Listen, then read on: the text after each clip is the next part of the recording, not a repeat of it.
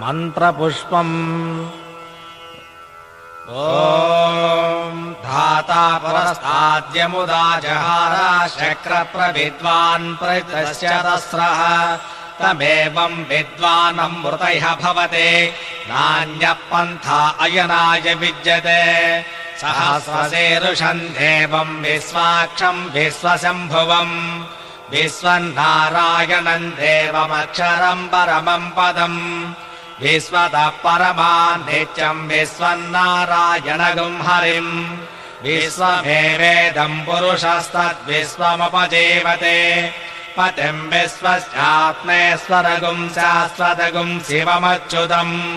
नारायणं महाज्ञेयं विश्वात्मानं परायणम् नारायणपरो ज्योतिरात्मा नारायणः परः नारायणपरं ब्रह्म तत्त्वन्नारायणः परः नारायणपरो ध्याता ध्यानं नारायणः परः यश्च किञ्चिज्जगत् सर्वं दृश्यते श्रूयतेऽपि वा अन्तर्बहिश्च तत्सर्वं व्याप्य नारायणस्थितः अनन्तमव्ययं कविगुं समुद्रेऽन्तं विश्वशम्भुवम् पद्मकोशप्रतीकाशगुं हृदयं चाप्यथोमुखम् अथो निष्ट्यापि तस्यान्तेनाभ्यामुपरितिष्ठते ज्वालमालाकुलं भाते विश्वस्यायतनं महत् सन्ततगुं शिलाभिस्थलं वत्याको ससन्निभम्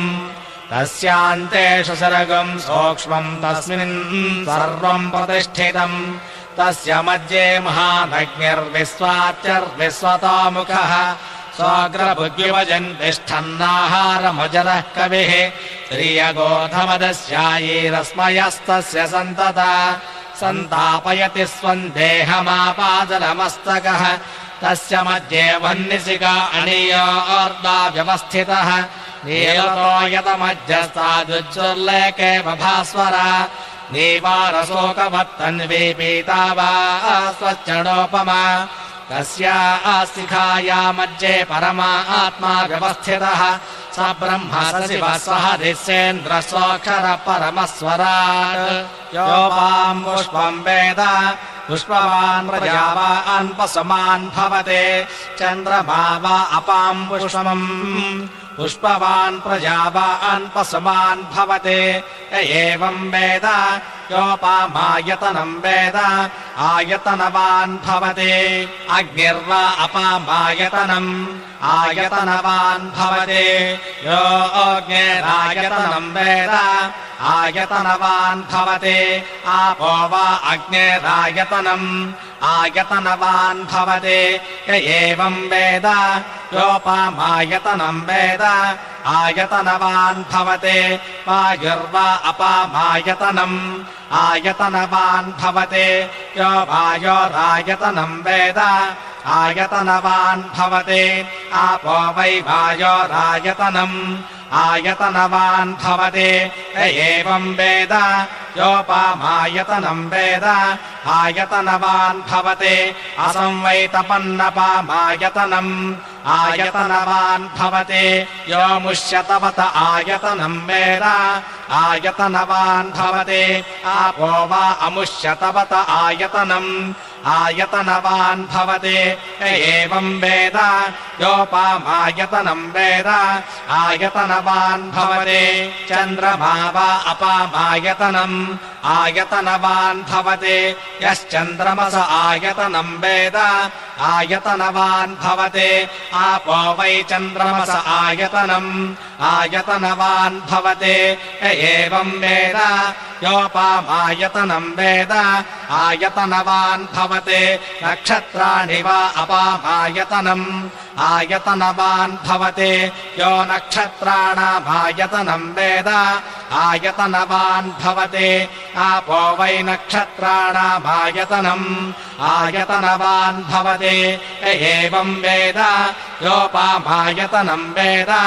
आयतनवान् भवते पर्जन्यो वा अपामायतनम्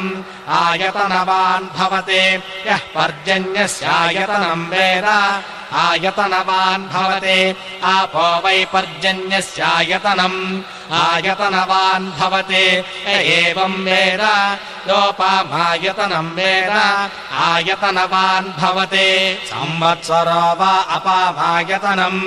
आयतनवान् भवति यः संवत्सरस्यायतनं वेद आयतनवान् भवति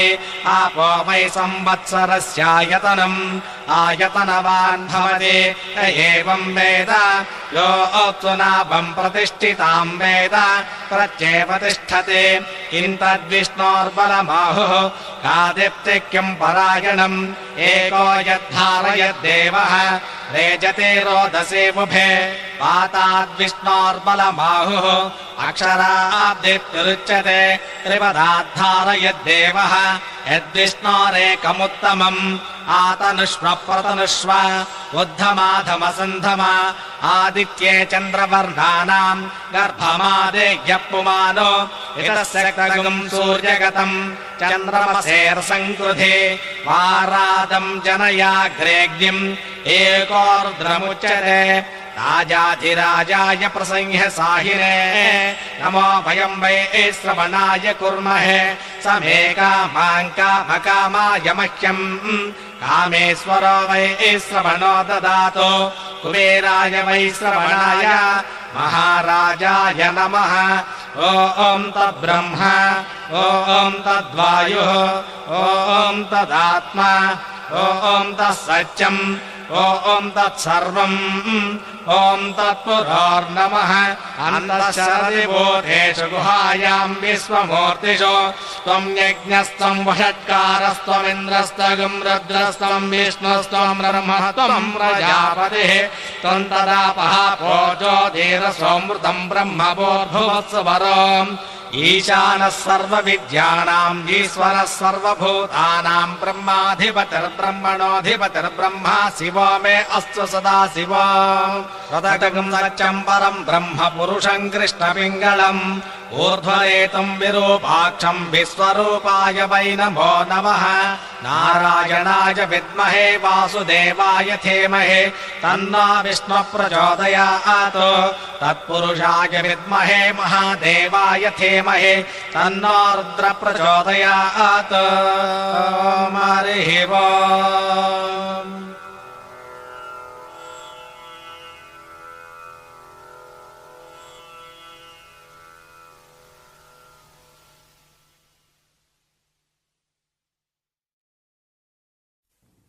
वृषशैलाधिप एव दैवतन्नः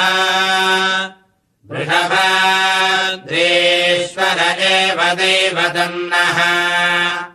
फणिशैलाधिप एव दैवतन्नः भगवान् वेङ्कट एव दैवतन्नः श्रीनिवासः परदैवतन्नः श्रीनिवासः परमम् धनन्नः श्रीनिवासः कुलदैवतन्नः श्रीनिवासः परमागतिर्नः भद्राब्जे भाग्यलक्ष्मीः करतलकमले सर्वदा दानलक्ष्मीः दोर्दण्डे वीरलक्ष्मीः हृदयसरसिजे बोधकारुण्यलक्ष्मीः खड्गाग्रे शौर्यलक्ष्मीः निखिलगुणगणाडम्बरे कीर्तिलक्ष्मीः सर्वाङ्गे सौम्यलक्ष्मीः मयितविजयताम् सर्वसाम्राज्यलक्ष्मीः